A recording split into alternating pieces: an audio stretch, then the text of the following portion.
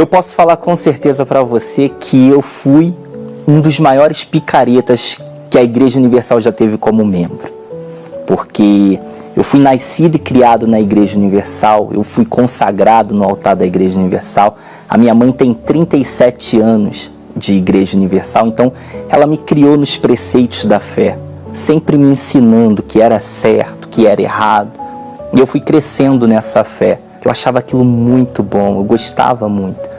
E aí eu fui crescendo, fui para o grupo dos adolescentes, amava aquilo, ficava lá toda quinta-feira, toda sexta, finais de semana, até que chegou o ensino médio, entrei no primeiro ano do ensino médio, e aí ali eu fui aprendendo o que é ficar, fui aprendendo o que é namorar, fui aprendendo que um jovem podia beber, um jovem podia fumar. E essas coisas começaram a me cativar. E isso acabou me afastando demais na igreja. Então aquele Ryan, que era o orgulho da mãe, que estava sempre na igreja ali com a mãe, que ajudava a mãe lá na igreja, estava sempre com ela, aquele Ryan começou a se afastar da mãe, começou a se afastar da igreja. E eu me lembro que a minha mãe ficava muito triste, porque ela criou a gente para ser homens de Deus, no caso eu e meu irmão, e minha irmã como uma mulher de Deus. E eu lembro de uma frase que ela dizia sempre aos domingos de manhã, quando ela chegava em casa, eu estava lá querendo nada, um jovem vazio, e ela chegava e falava uma frase assim para mim: Jesus mandou um abraço para você. Eu lembro que aquela frase me doía. Eu, como jovem, doía em mim, sabe? Porque quando ela falava Jesus mandou um abraço para você, era como se uma faca estivesse entrando, sabe? Eu me sentia cada vez mais longe de Deus e me sentia cada vez mais vazio. Eu comecei a mudar a minha fala, eu comecei a xingar. Se eu falasse 10 palavras, 7 seriam gírias, 2 palavrão e só uma que seria uma palavra normal. Então aquele Ryan estava irreconhecível. Comecei a consumir bebidas alcoólicas, comecei a beber, eu comecei a fumar.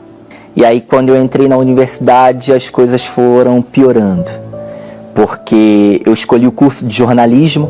E no jornalismo a gente tem um grupo de pessoas bem vastos, pessoas de tudo quanto é tribo, né? Digamos assim, pessoas que têm uma opinião A, uma opinião B.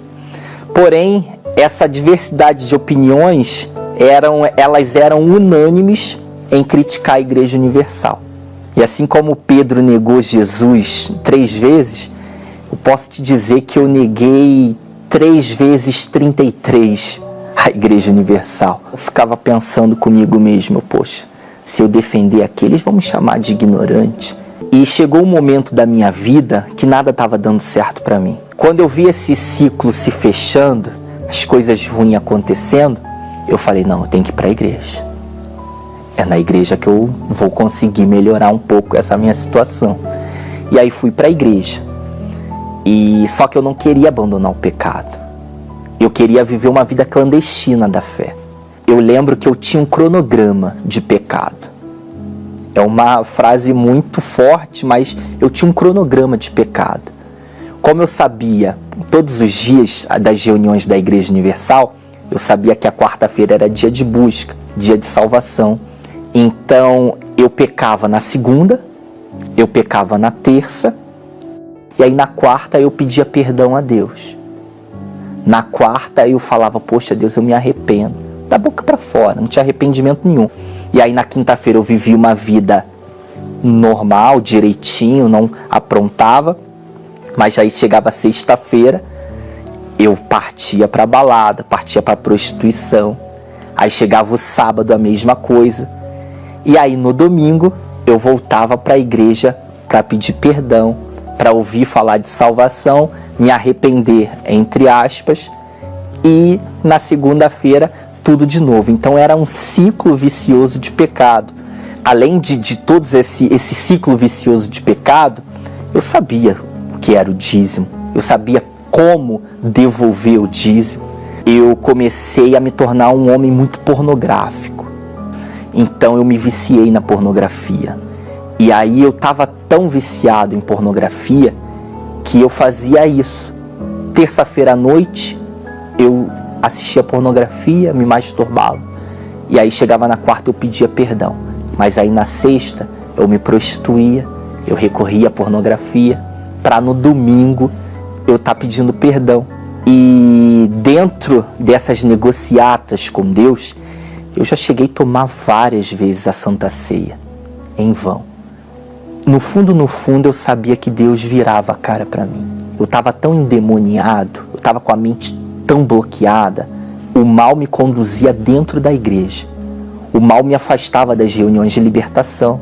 Então eu tinha até estratégia quando tinha oração forte. Eu ia para o banco do meio, para o meio do banco. A fileira estava lá, eu ficava no meio, porque ali ia ficar mais difícil do obreiro entrar na fileira para colocar a mão na minha cabeça. Então eu sabia que se eu morresse, se acontecesse alguma coisa ali comigo, se eu morresse ali, eu ia para o inferno. E aí eu estava em casa, pensando, e aí comecei a pensar no meu passado.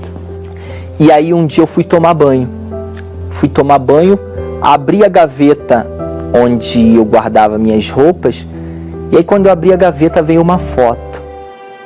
Tava eu e minha irmã. Eu chego a me emocionar porque foi muito forte, muito forte. Eu tava com um sorriso naquela foto, puro, sincero. E aí eu olhando aquele sorriso daquele Ryan de antigamente, eu pensei assim, caramba, eu era feliz mesmo. Isso é felicidade. E aí eu pensei assim, eu falei, eu vou voltar a ser esse Ryan aqui. Isso era uma terça-feira quando eu vi essa foto. E aí eu fui para a igreja na quarta-feira. Eu lembro como se fosse hoje, o dia que eu me preparei para aquela quarta-feira. O Bispo Macedo tem uma frase muito legal, que o bispo fala assim, com Deus é tudo por tudo.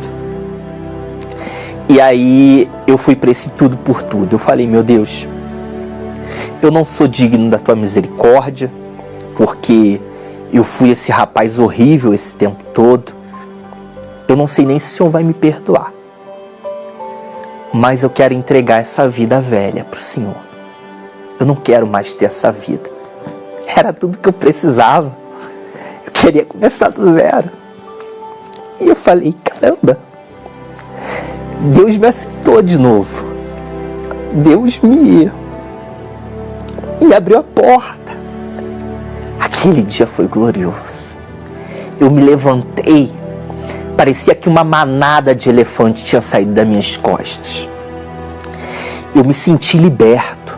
Não manifestei com demônios, não precisei de oração forte, mas ali eu fui liberto. E ali eu tive um encontro com Deus. Ali eu conheci Deus pessoalmente. Eu posso dizer pessoalmente, mas Deus é Espírito. Não, mas eu tive com Deus ali naquele dia. E ali eu comecei a viver numa novidade de vida. Eu fui para casa, tive que ir para casa, mas aquele Ryan já tinha se transformado. Aquele Ryan não era mais o mesmo.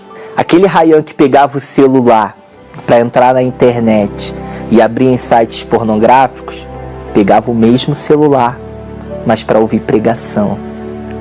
Aquele mesmo Ryan que ia para a rua, via as meninas olhando para ele, logo pedia o telefone, trocava informações com ela, virava o rosto para essas meninas.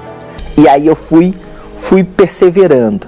E como eu já sabia do Espírito Santo, desde novo, o Espírito Santo até uma época para mim era lenda, porque eu só ouvia falar do Espírito Santo, mas nunca tinha tido uma experiência de fato com o Espírito Santo. Então eu sabia que para eu resistir ao mal, eu precisava ter o Espírito Santo. E aí até que é uma frase que não é bíblica, ela é bem clichê, mas eu acredito que cabe nesse momento. É que Deus, ele não demora, ele capricha. cheguei na igreja para a reunião das 18 horas de forma completamente despretensiosa, sem ansiedade, sem nada. E a busca estava acontecendo em frente ao altar. E aí eu cheguei. Essa cena é maravilhosa, porque eu estava do ladinho do altar, do ladinho. E aí eu comecei a buscar o Espírito Santo. E aí num dado momento, de forma inexplicável, um gozo. Então o céu estava dentro de mim. Aquele Jesus que eu via desde a minha infância, ele me deu o Espírito Santo. Esse Jesus, ele selou assim: esse é meu. Eu sou o cara mais feliz do mundo.